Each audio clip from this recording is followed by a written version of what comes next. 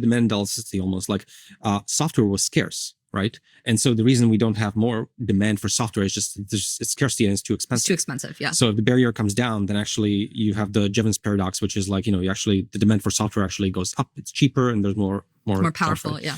The classical example of this always is the ATMs and the bank tellers, because there was a lot of like fear that ATMs and computers basically would displace tellers. But what happened is they made like the cost of operation of a bank branch much cheaper, and so there were more bank branches, so there were more tellers. Is like the canonical example people cite.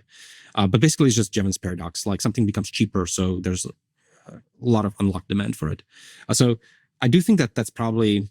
I do have like cautiously optimistic view of this in software engineering, where I do it does seem to me like the demand for software will be extremely large. And it's just become a lot cheaper.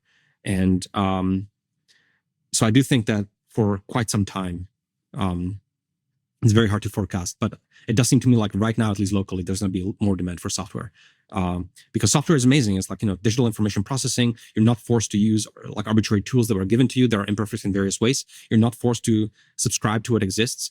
Code is now ephemeral and it can change and it can be modified.